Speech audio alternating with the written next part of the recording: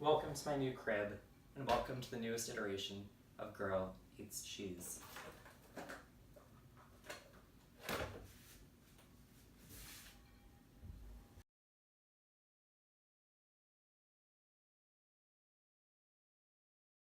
Now today we'll be trying a sampler of a Taleggio pantalon sardo e maleterno here.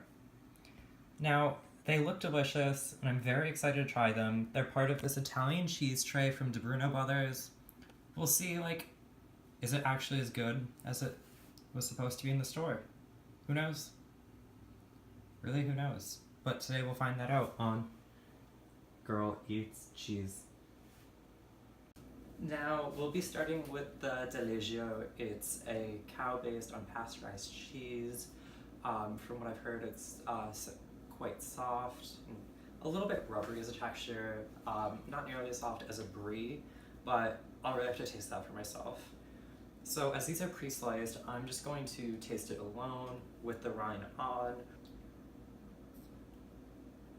This has a good texture to it personally for me, as I don't love extremely firm cheese. It isn't going to crumble on you, and it gives you a good oomph to your bite without being too hard with dill or even these other cheeses we're going to be trying today. From what I've heard, it's suggested to maybe try it with some jam, and luckily enough we have some blood orange jam mixed in with this sampler.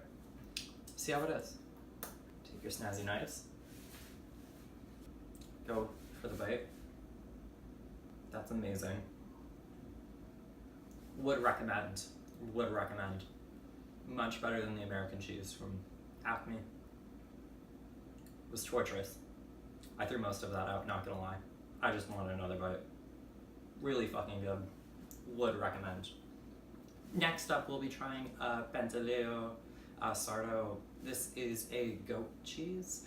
However, it's from a region mostly made that produces a lot of sheep's milk, so that's quite rare in the area. So we'll be really enjoying this. Or will we? Who knows? I've thrown shade at cheese before. Let's see if I love it.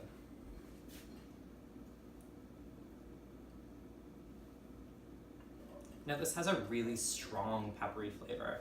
A bit stronger than I was expecting. I also heard there was a nutty flavor to this, but it's very slight. Personally, I think the pepper overpowers it a little bit too much. This would be very good on, let's say, some type of sandwich, as individually it would just kill your palate. It reminds me of how when you're having a cheese with black truffle or even a blue cheese to a degree, it kills your palate.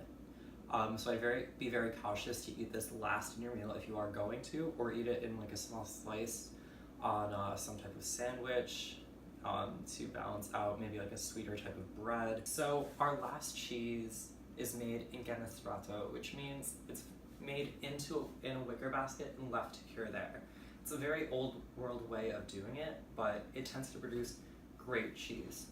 And that's why I'm excited for our last cheese, the Meleterno. You'll see it has a very nice rind on it, as after it's cooked for a hot oven for 15 minutes, it's bathed in olive oil to prevent cracking within it, which you'll see it's nice, clear, and then left for 6 months to age. That's what's getting you this great rind on it. Now, let's see, how does that actually compare to more modern ways of making cheese? And can you taste that olive oil? Is there some significant benefit to the texture that reduces the cracking from it? Well, I'm here to tell you to find out. Now, initially, it's a little bit bland. As the flavor bursts out, you're definitely getting a strong sense of that olive oil. You have to make sure the rest of your meal is quite light on oil, as this will overpower it as well. I prefer a more complex flavor profile as opposed to just one strong flavor. However, you really can play that out if you're just having a few core components, each of those stacked together to make that complex bite for your mouth. I wouldn't recommend it as much for individual cheese tasting, as again with the Peletono, you're going to be losing your palate a little bit, so make sure you have a palate cleanser on you if you're going to be trying it in the middle of one or taste it at the end. Now, this kit is $13.